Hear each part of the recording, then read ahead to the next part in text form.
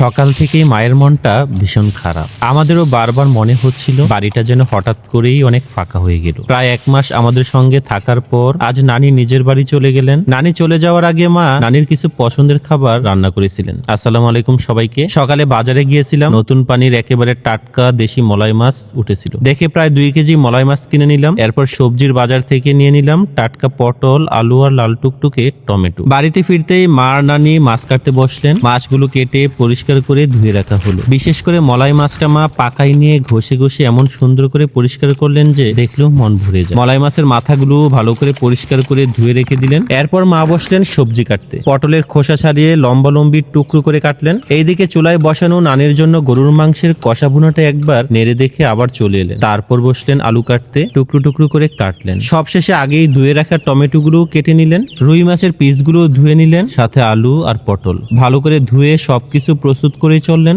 রান্নাঘরে। লবণ, হলুদ আর সামান্য মরিচ মাখানো রুই মাছগুলো কড়াইতে দিয়ে 2 পাশ সুন্দর করে ভেজে তুলে রাখলেন। এরপর একই তেলে টমেটোগুলো হালকা করে ভেজে নেবেন। ভাজা হলে একটা বাটিতে টমেটোগুলো তুলে নিলেন। তারপর দিলেন পটল আর আলু। সামান্য হলুদ আর লবণ ছিটিয়ে কয়েক মিনিট ভেজে সেগুলো তুলে রাখা হলো। এরপর বসলো কড়াই আর একটু পরিমাণ তেল। পেঁয়াজ কুচি ভাজতে শুরু করলেন। এরপর দিলেন মরিচ গুঁড়ো, হলুদ গুঁড়ো আর লবণ। মশলাটা যাতে পুড়ে না যায় তাই অল্প করে পানি দিয়ে ধীরে ধীরে কষাতে লাগবে। পটল আর আলু কয়েক মিনিট নেড়ে কষিয়ে নিলেন। এরপর দিলেন পরিমাণ মতো গরম পানি। ঝোলটা যখন সুন্দর করে ফুটতে শুরু করলো তখন আগে থেকে ভেজে রাখা টমেটো গুলো ছেড়ে দিলেন। উপর থেকে ছড়িয়ে দিলেন ভাজা রুই মাছগুলো, সাথে দিলেন বিলাতি ধনিয়া পাতা কুচি। 2-1 মিনিট ফুটিয়ে রান্না করার পর নামিয়ে নিয়ে একটা বাটিতে তুলে রাখলেন। এরপরে শুরু হলো দেশি মলাই মাছের টক ঝোল রান্না। কড়াইতে তেল দিয়ে অল্প পেঁয়াজ ভেজে মরিচ, হলুদ, লবণ দিয়ে কুচি করা টমেটো দিলেন। সামান্য পানি দিয়ে ঢেকে টমেটো একেবারে নরম করে খইয়ে নিলেন। টমেটোটা মাখো মাখো করে খাওয়ানো হয়ে গেলে